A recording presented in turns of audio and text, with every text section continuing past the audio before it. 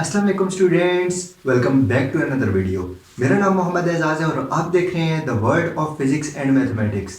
तो स्टूडेंट्स, आज हमने क्लास 9th की मैथमेटिक्स का जो चैप्टर 12 वाला सिस्टम शुरू किया हुआ था, जो सीरीज़ शुरू की हुई थी, उसको फर्दर आगे कंटिन्यू करना है और पढ़ना है अपना थ्योरम 12.1.6। तो थ्योरम 12.1.6 स्टूडेंट हमें क्या कह रहा है? ये हमें कह रहा है कि the bisector of angles of a triangle are congruent. कि आप ये बात प्रूव करके दें कि जैसे हम बाइसेक्टर्स के बारे में पढ़ रहे थे ना, एंगल के बाइसेक्टर्स के बारे में, वैसे ही ये हमें कह रहा है कि अगर एक ट्रायंगल हो और उस ट्रायंगल के सारे एंगल्स को आप अगर बाइसेक्ट करें, यानी कि उनका आप बाइसेक्टर ड्रॉ करें, तो उनका बाइसेक्टर क्या होगा? उनका बाइसेक्टर होगा कंकरेंट होगा।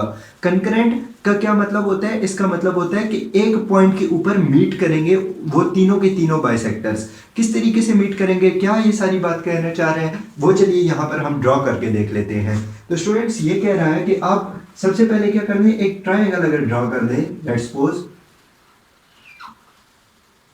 ये ट्रायंगल आपके पास बन गया। अब आप क्या करें कि इस ट्रायंगल के तीनों एंगल्स के ऊपर क्या कर दें, एक बाइसेक्टर ड्रॉ कर दें। यानी कि लेट्स सपोज ये एंगल है, ठीक है, इसको मैं एंगल बी कह देता हूं। यानी कि ये पूरे ट्रायंगल है ना, इस ट्रायंगल को मैं ए बी सी कह देता हूं, ए बी सी। ठीक है, ट्रायंगल ए बी सी हो गया। अब ये मेरे पास क्या है? एंगल बी है। एंगल बी को अगर मैं बाइसेक्ट करूं, यानी कि क्या कर दिया, एंगल बी को मैंने दो बराबर हिस्सों में तोड़ दिया, बाइसेक्ट कर दिया। बाइसेक्ट करने का क्या मतलब है? दो बराबर हिस्सों में डिस्ट्रीब्यूट करना। तो मैंने इसको एंगल बी को डिस्ट्रीब्यूट कर दिया दो इक्वल पार्ट्स में। उसके बाद एंगल सी को अगर इसी तरीके से मैं करूं, एंगल सी को अगर मैं इसी तरीके से बाइसेक्ट करूं और इसी तरीके से अगर मैं एंगल ए को भी बाइसेक्ट कर दूं, यानी कि दो बराबर पार्ट्स में तोड़ दूं, तो वो क्या होगा कि ये तीनों जो लाइंस हैं ये एक पॉइंट के ऊपर आकर मीट करेंगी, यानी कि क्या होंगी? कंकरेंट होंगी। और इस दरम्यान वाले पॉइंट को मैं यहाँ पर आई का नाम दे देता हूँ कि आई पॉइंट के ऊपर ये सारी की सारी लाइंस क्या कर रही हैं? मीट कर रही हैं। तो ये चीज स्टूडेंट्स मैंने प्रूव करनी है कि कोई भी ट्रायंगल अगर मैं लूं और उस ट्रायंगल के मैं तीनों के तीनों एंगल्स का अगर बाइसेक्टर ड्रॉ करूं, ठीक है, तीनों के तीनों एंगल्स को अगर मैं बाइसेक्ट करूं, तो वो तीनों के तीनों एंगल्स का बाइसेक्टर क्या होना चाहिए? एक पॉइंट के ऊपर मीट करना चाहिए। ये चीज आज के इस थ्योरम में मैंने प्रूव करनी है। ठीक है, तो चलिए देखते हैं हम किस तरीके से इसे प्रूव करेंगे। तो सबसे पहले हमें गिवन में क्या दिया गया है? गिवन में हमें इसने कोई बात नहीं बताई, सिर्फ इतना बता दिया इसने कि एक आपके पास ट्रायंगल है और उसके अगर आप एंगल्स का बाइसेक्टर ड्रॉ करें तो वो बराबर होना चाहिए। ठीक है, तो मतलब कि एक ट्रायंगल तो है ही है हर हाल में, सही है। तो अगर ट्रायंगल है ही है तो हमने क्या करना है कि गिवन में हमारे पास सिर्फ एक ट्रायंगल हमें दिया हुआ है कि एक ट्रायंगल ए बी सी, बस, और कुछ भी नहीं। तो क्या है गिवन में? हमें क्या गिवन है कि एक ट्रायंगल है ए बी सी। बाकी ये अंदर वाला काम जो है सारे का सारा वो बात की बात है। ठीक है, ये सिर्फ एक ट्रायंगल ए बी सी जो है ये आपको गिवन है। उसके बाद आपने प्रूव क्या करना है? प्रूफ आपने इसी तरीके से करना था कि वो तीनों जो बाइसेक्टर्स आपने ड्रॉ किए थे वो क्या होने चाहिए? वो कंकरेंट होने चाहिए। तो आपने प्रूफ क्या करना है? टू प्रूफ, यानी कि जो बात आपने प्रूफ करनी है एट द एंड, जो आपने रिजल्ट देना है। ठीक है, तो वो अब क्या है आपके पास कि द बाइसेक्टर ऑफ एंगल ए, कि एंगल ए का बाइसेक्टर, इसी तरीके से एंगल बी का बाइसेक्टर और एंगल सी का बाइसेक्टर क्या होने चाहिए? कंकरेंट होने चाहिए। कंकरेंट मतलब कि एक पॉइंट के ऊपर मीट करने चाहिए, सही है। तो चलिए अभी हम क्या करते हैं, अभी हम खुद से एक काम करते हैं, कंस्ट्रक्शन करते हैं। ठीक है, इस बात को हमने पूरा हदफ रखना है, इस बात को हमने प्रूव करना है एट द एंड। ठीक है, तो यानी कि हदफ है ये हमारा, एट द एंड हम इसी बात को प्रूव करेंगे। तो उसके लिए अभी हम क्या करने जा रहे हैं? उसके लिए अभी हम कंस्ट्रक्शन करने जा रहे हैं, कुछ काम खुद से करने जा रहे हैं। ठीक है, तो खुद से हम जो काम करेंगे वो क्या है कि draw the bisector of angle B and angle C. ठीक है, एंगल बी और एंगल सी का मैंने बाइसेक्टर ड्रॉ कर देना है। किसी भी दो एंगल्स का बाइसेक्टर मैं ड्रॉ कर दूंगा, तीनों का नहीं करूंगा, तीसरे का एट द एंड मेरे पास खुद प्रूव होकर आएगा। ठीक है, तो अब क्या है कि एंगल बी और एंगल सी का मैंने बाइसेक्टर ड्रॉ करना है। एंगल बी का बाइसेक्टर मैंने ड्रॉ कर दिया और इसी तरीके से क्या कर दिया, एंगल सी का मैंने बाइसेक्टर ड्रॉ कर दिया। ठीक है, ये रहा मेरे पास एंगल बी, ये रहा एंगल सी। ये दोनों क्या कर रहे हैं? ये दोनों इस एक पॉइंट के ऊपर आकर एक दूसरे को इंटरसेक्ट कर रहे हैं। फर्दर आगे मैं लेकर नहीं जाता लाइन को। इस पॉइंट को मैं क्या कह दूंगा? इस पॉइंट को मैं आई का नाम दे दूंगा। ठीक है, तो अब यही बात है मेरे पास नेक्स्ट के विच इंटरसेक्ट्स एट पॉइंट आई, कि ये जो मैंने बाइसेक्टर ड्रॉ किया एंगल बी और एंगल सी का, ये क्या कर रहा है, ये इंटरसेक्ट कर रहा है, ठीक है, एक दूसरे को इंटरसेक्ट कर रहा है, एक दूसरे को कट कर रहा है, किस पॉइंट के ऊपर, पॉइंट आई के ऊपर, ठीक है, ये बात यहां पर हो गई। फिर उसके बाद फ्रॉम आई, के आई पॉइंट को आपने मद्देनजर रखना है और ड्रॉ करना है I F perpendicular to A B, ठीक है, यानी कि ये वाली जो आपके पास ए बी की लाइन है, इसके ऊपर आपने क्या करना है, परपेंडिकुलर ड्रॉ करना है। परपेंडिकुलर क्या होता है, जो 90 का एंगल बनाकर जाए, ठीक है, यहां से अगर मैं इस तरीके से ड्रॉ कर रहा हूं तो ये क्या है, ये अगर इसके साथ 90 का एंगल बना रहा है, अगर इस लाइन के साथ ये 90 का एंगल बना रहा है, लेट्स सपोज किस तरीके से, मतलब ये लाइन है ना मेरे पास, तो इसके ऊपर मैंने 90 की एक लाइन ड्रॉ कर दी है। अगर 90 की लाइन इसके ऊपर मैंने ड्रॉ कर दी है, इसका मतलब है कि मैंने क्या किया, इस लाइन ए बी लाइन के ऊपर मैंने एक क्या कर दिया, परपेंडिकुलर ड्रॉ कर दिया, ठीक है। तो इसी तरीके से मैंने क्या करना था, फ्रॉम आई पॉइंट से मैंने परपेंडिकुलर ड्रॉ करना था ए बी के ऊपर, और ये जो परपेंडिकुलर होगा ये इसका क्या नाम होगा, आई एफ, ठीक है, आई से एफ, ठीक है, इस पॉइंट को मैं एफ का नाम दे दूंगा। तो ये आई एफ जो है ये क्या है, ये ए बी के ऊपर परपेंडिकुलर है। इसी तरीके से मैंने एक परपेंडिकुलर ड्रॉ करना है आई डी के नाम से, जो बी सी के ऊपर होगा, यानी कि लाइन बी सी जो है इसके ऊपर मैं 90 के एंगल से अगर एक परपेंडिकुलर ड्रॉ करूंगा तो वो क्या होगा, उस परपेंडिकुलर को मैं क्या नाम दे दूंगा, आई डी, ठीक है। तो इस पॉइंट को मैंने नाम देना है डी। तो आई डी जो है ये परपेंडिकुलर किसके ऊपर हो गया, इस बी सी के ऊपर हो गया, और आई एफ जो था वो परपेंडिकुलर ए बी के ऊपर हो गया था, सही है। और इसी तरीके से एक और परपेंडिकुलर ड्रॉ करना है आई ई जो होगा सी ए के ऊपर, यानी कि ये जो थर्ड लाइन सी ए है इसके ऊपर मैंने परपेंडिकुलर ड्रॉ करना है। इस आई को मैं यहां पर लिख लेता हूं, ये इसी पॉइंट को रिप्रेजेंट कर रहा है। तो इस सी ए वाली लाइन के ऊपर जब मैं परपेंडिकुलर ड्रॉ करूंगा तो वो इस तरीके से आ जाएगा मेरे पास कुछ, ठीक है। तो अब ये मैंने तीनों परपेंडिकुलर्स ड्रॉ कर लिए, ये हो गई मेरी कंस्ट्रक्शन, ठीक है। अब इसी कंस्ट्रक्शन को मैंने मद्देनजर रखते हुए इन्हीं बातों को मैंने मद्देनजर रखते हुए मैंने क्या करना है, मैंने प्रूफ करके देना है कि तीनों के तीनों बाइसेक्टर जो है वो क्या है, वो कंकरेंट है, वो एक पॉइंट के ऊपर आकर मीट कर रहे हैं, ठीक है। तो अब सबसे पहले अगर मैं देखूं तो आई डी जो है वो आई एफ के बराबर होना चाहिए, यानी कि ये वाली जो लाइन है, जो कि मैं यहां पर नाम लिख लेता हूं आई ई, ये वाला जो पॉइंट है ये ई है, ठीक है, यानी कि आई ई जो था वो सी ए के ऊपर परपेंडिकुलर था। अब आई डी जो है वो आई एफ के कैसे बराबर है, यानी कि ये आई डी और ये आई एफ, ये दोनों आपस में बराबर कैसे हैं।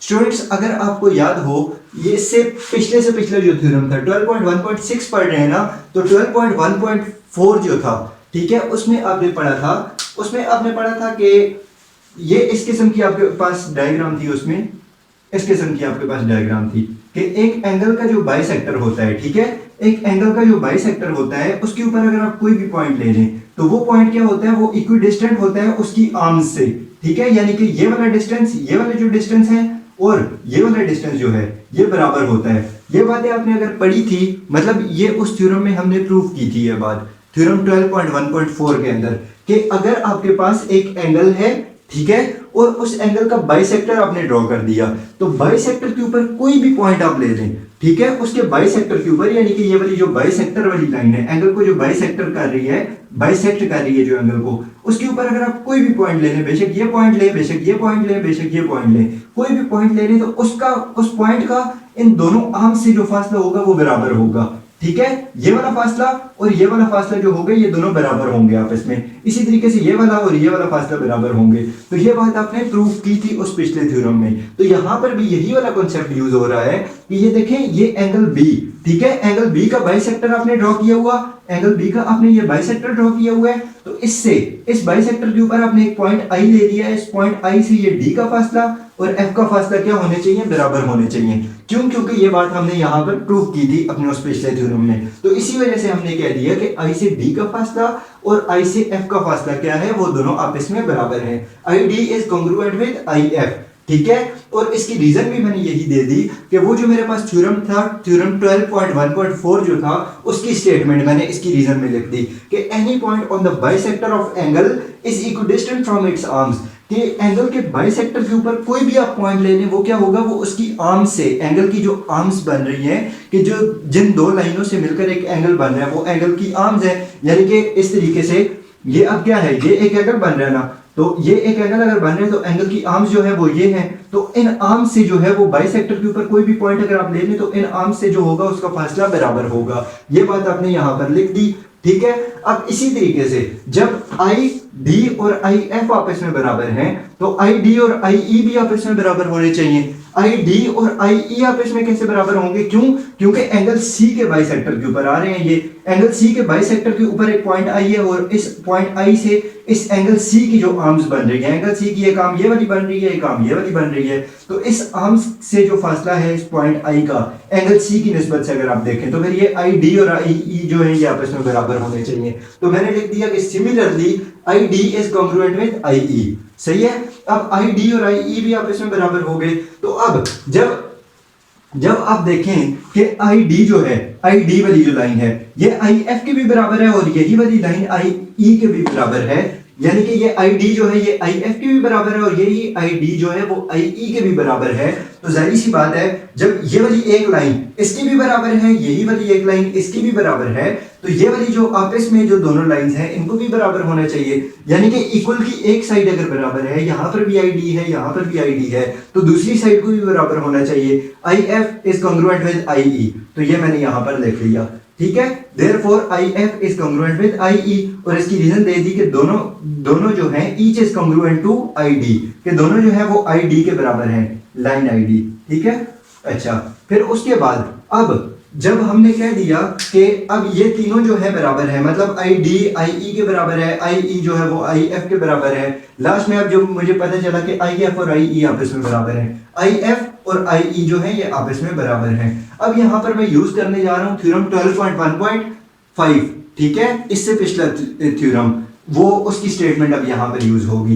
देखें स्टूडेंट्स, जब ये वाली लाइन और ये वाली लाइन अगर आपस में बराबर हैं, ठीक है, तो अब आप इसको गौर से देखें कि यही आई पॉइंट है, ठीक है। इस एक पॉइंट से इस एक एंगल के अंदर ये आपके पास एंगल है, ठीक है। इस एंगल के अंदर क्या है, एक पॉइंट आई है और इस आई पॉइंट से इस एंगल ए की आर्म्स क्या है, इन एंगल ए की आर्म्स से फासला बराबर है, यानी कि आई ई और आई एफ जो है बराबर है। ये आप प्रूव कर चुके हैं यहाँ पर, ठीक है।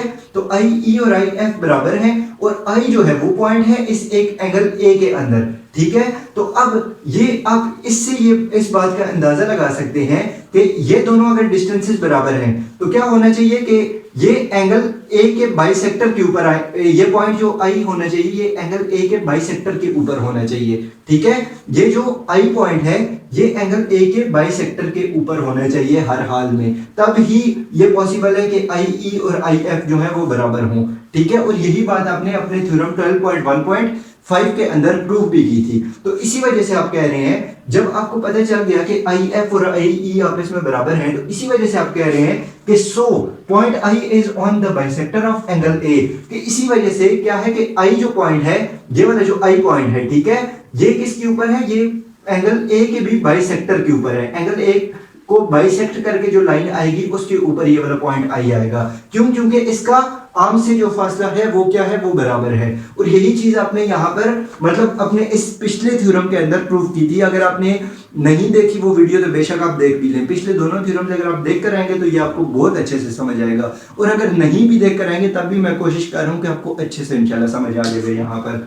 तो अब यहाँ पर ये बात हमारी क्लियर हो गई कि पॉइंट आई जो है वो क्या है, वो बाइसेक्टर पर है एंगल ए के भी, ठीक है। और ये बात तो आपने पहले ही कही थी कि एंगल बी और एंगल सी के बाइसेक्टर पर, तो वो पहले ही था। ये आपने यहाँ पर कंस्ट्रक्शन में कहा था कि पॉइंट आई जो है वो क्या है, एंगल बी और एंगल सी के बाइसेक्टर के ऊपर है। और यहाँ पर आपने ये भी प्रूव कर दिया कि वो एंगल ए के भी बाइसेक्टर के ऊपर है, ठीक है। तो ए की पॉइंट है आई, ठीक है, ये ए की पॉइंट है आई, वो क्या है, वो एंगल ए के भी बाइसेक्टर के ऊपर आ गया, एंगल बी के भी बाइसेक्टर के ऊपर आ गया, एंगल सी के भी बाइसेक्टर के ऊपर आ गया। तो यही चीज तो हमने प्रूव करनी थी भाई, यही तो हमें कहा गया था कि आप प्रूव करके दें कि जो बाइसेक्टर है एंगल ए का, एंगल बी का और एंगल सी का, वो क्या है, वो कंकरेंट है, यानी कि वो एक ही पॉइंट के ऊपर आपको मिल रहा है। तो ये चीज हमने प्रूव करनी थी, तो यही चीज हमने यहाँ पर प्रूव कर दी। ये ऊपर जो मैंने स्टेटमेंट लिखी है वो मैंने ये लिखी है कि also the point I is on bisector of angle A B C and angle B C A, कि हमें पहले से भी पता था, कंस्ट्रक्शन में हमने ये बात की थी कि एंगल ए बी सी और एंगल बी सी ए के बाइसेक्टर के ऊपर ही था पॉइंट आई हमारा, ठीक है। तो ये बात तो हमने पहले ही कही थी कि एंगल बी और एंगल सी के बाइसेक्टर के ऊपर आ रहा है पॉइंट आई, ठीक है। तो इसी तरीके से जब हमने ये बात भी प्रूव कर दी, इस इक्वेशन 1 के अंदर हमने ये बात भी प्रूव कर दी कि ए एंगल जो है उसके भी बाइसेक्टर के ऊपर आ रहा है पॉइंट आई, तो इस वजह से हम कह सकते हैं कि ये जो है एंगल ए, एंगल बी और एंगल सी, इन ये तीनों जो है ये कंकरेंट है। और किस पॉइंट के ऊपर कंकरेंट है? ये कंकरेंट है पॉइंट आई के ऊपर, यानी कि पॉइंट आई के ऊपर इसके तीनों एंगल्स के बाइसेक्टर्स जो है वो मीट कर रहे हैं। चलिए एक बार दोबारा जल्दी से देख लेते हैं इसी थ्योरम को। तो सबसे पहले हमें ये थ्योरम कह रहा है कि the bisector of angles of a triangle are concurrent, कि हमें एक ट्रायंगल दिया गया और उसके तीनों के तीनों एंगल्स के जो बाइसेक्टर होंगे वो क्या होंगे? कंकरेंट होंगे। ये बात आप प्रूव करें। तो आपने एक ट्रायंगल बना दिया, गिवन में आपको क्या था? सिर्फ एक ट्रायंगल गिवन था, ठीक है, सिर्फ आपने एक ट्रायंगल बना लिया। फिर उसके बाद क्या हुआ कि the bisector of angle A, angle B and angle C are concurrent. ये बात आपने प्रूव करनी थी। ये जो हमने स्टेटमेंट पढ़ी है, स्टेटमेंट में हमने कही ये बात की है कि तीनों एंगल्स जो हैं, एंगल ए हो गया, एंगल बी हो गया, एंगल सी हो गया, इन तीनों के जो बाइसेक्टर्स हैं वो क्या है? वो पॉइंट आई के ऊपर कंकरेंट हो, यानी कि कंकरेंट हो। तीनों क्या करें? एक ही पॉइंट के ऊपर मीट करना चाहिए कम से कम। तो फिर उसके बाद आगे आ जाती है कंस्ट्रक्शन। कंस्ट्रक्शन के अंदर हमने क्या किया? हमने एंगल बी का भी बाइसेक्टर ड्रॉ कर दिया, एंगल सी का भी बाइसेक्टर ड्रॉ कर दिया, और वो दोनों बाइसेक्टर जो हो गए वो इंटरसेक्ट हुए पॉइंट आई के ऊपर, ठीक है। फिर उसके बाद अब आई पॉइंट से हमने क्या कर दिया? आई एफ ड्रॉ किया ए बी के ऊपर परपेंडिकुलर, आई ई ड्रॉ किया ए सी के ऊपर परपेंडिकुलर, और आई डी ड्रॉ किया बी सी के ऊपर परपेंडिकुलर, ठीक है। ये तीनों हमने परपेंडिकुलर्स ड्रॉ कर लिए। उसके बाद हमने क्या किया? उसके बाद हमने प्रूफ्स में कहा कि ये जो हमारे पास आई डी वाली लाइन है और आई एफ वाली लाइन है, ये दोनों लाइंस आपस में बराबर हैं। क्यों बराबर हैं? क्योंकि अगर आप आई डी वाली लाइन को और आई एफ वाली लाइन को देखें तो ये दोनों क्या है? एंगल बी के बाइसेक्टर के ऊपर एक पॉइंट आई है, उस आई से इस आर्म्स तक का फासला जो है वो आई डी और आई एफ है। और ये सारी बात आपने अपने पिछले थ्योरम में, थ्योरम 12.1.4 के अंदर आपने ये बात पढ़ी थी कि अगर कोई भी पॉइंट आई हो, मतलब कोई भी पॉइंट हो, आई होना जरूरी नहीं है, कोई भी पॉइंट हो एक एंगल के बाइसेक्टर के ऊपर, एंगल का बाइसेक्टर है, एंगल का बाइसेक्टर जैसे ये एंगल बी का बाइसेक्टर है, उसके ऊपर अगर आप कोई भी पॉइंट ले लेते हैं तो वो उस एंगल की आर्म से क्या होगा? इक्विडिस्टेंट होगा। तो यही बात, इसी थ्योरम को हमने यूज करके ये बात हमने कह दी कि आई डी और आई एफ क्या है? ये दोनों आपस में बराबर हैं। इसी तरीके से जैसे आई डी और आई एफ आपस में बराबर है, आई डी और आई ई भी आपस में बराबर है। क्यों बराबर है? क्योंकि एंगल सी की निस्बत से अगर हम देखें तो एंगल सी के बाइसेक्टर के ऊपर, एंगल सी के बाइसेक्टर के ऊपर एक पॉइंट आई है, और उस पॉइंट आई से एंगल सी की जो आर्म्स बन रही हैं, ये वाली आर्म्स जो बन रही हैं, उसका फासला जो है वो क्या है? वो मतलब ये वाली लाइंस हैं, यानी कि आई डी और आई ई। तो ये क्या होनी चाहिए? आपस में बराबर होनी चाहिए। सिमिलरली लिखकर मैंने ये बात लिख दी। तो फिर जब आई डी आई एफ के भी बराबर है और यही आई डी जो है वो आई ई के भी बराबर है, तो आई ई और आई एफ जो है ये आपस में भी बराबर होने चाहिए। ये बात मैंने यहां पर देख ली क्योंकि दोनों आई डी के बराबर हैं। फिर जब अब मुझे पता चल गया है कि आई ई और आई एफ ये दोनों आपस में बराबर हैं, तो अब आई जो है वो क्या है? वो एंगल ए के अंदर एक पॉइंट है, यानी कि एंगल ए के अंदर एक पॉइंट आई आ रहा है आपके पास, और उस आई से उसकी आर्म्स का फासला भी बराबर है। तो आप ये बात कह सकते हैं, आपने पिछला थ्योरम भी इसी बात के ऊपर पढ़ा था कि अगर एक पॉइंट हो एक एंगल के अंदर, जैसे एंगल ए के अंदर ये पॉइंट आई है, और उस पॉइंट आई से क्या हो कि उसकी आर्म्स का फासला बराबर हो, आपको पता है कि आई और आई एफ आपस में बराबर हैं, तो क्या होगा कि वो पॉइंट जो होगा वो जरूरी है कि वो पॉइंट इसके बाइसेक्टर के ऊपर मौजूद हो। तो इस वजह से आपने कह दिया कि क्या है कि so the point I is on the bisector of angle ए, ठीक है, कि पॉइंट आई क्या है? वो एंगल ए के बाइसेक्टर पे है। तो ये बात आपने प्रूव कर दी कि एंगल ए के तो भाई बाइसेक्टर पे है ही है हर हाल में। तो उसको आपने क्या कर दिया? उसको आपने इक्वेशन 1 का नाम दे दिया। फिर उसके बाद अब आपको ये बात तो पहले से पता थी, also the point I is on the bisector of angle B and angle C, कि एंगल बी और एंगल सी, यानी कि ये एंगल बी और एंगल सी, इन दोनों के बाइसेक्टर पर तो आपको पता है कि पॉइंट आई पहले भी था, यानी कि पॉइंट आई जो है वो एंगल बी के भी बाइसेक्टर पे है, एंगल सी के भी बाइसेक्टर पे यही पॉइंट आई आ रहा है, और एंगल ए के भी बाइसेक्टर पे भी यही पॉइंट आ गया। तो आपने प्रूव भी तो भाई यही करना था कि एंगल ए, एंगल बी और एंगल सी जो है वो क्या हों? उनके बाइसेक्टर्स जो हैं वो कंकरेंट हों, कि उनके तीनों बाइसेक्टर्स जो हैं, तीनों एंगल्स के जो बाइसेक्टर हैं वो एक ही पॉइंट आई के ऊपर मीट करें। तो यही बात आपने यहाँ पर एट द एंड प्रूव भी कर दी। और ये आपने प्रूव कहाँ से की? इक्वेशन 2 और इक्वेशन 1 से। तो यहाँ पर हो गया है हमारा थ्योरम कंप्लीट। तो इसी के साथ इजाज़त दीजिएगा। बाय बाय, टाटा, अल्लाह हाफिज़, अपना ख्याल रखिएगा। मिलते हैं नेक्स्ट वीडियो में। अल्लाह हाफिज़।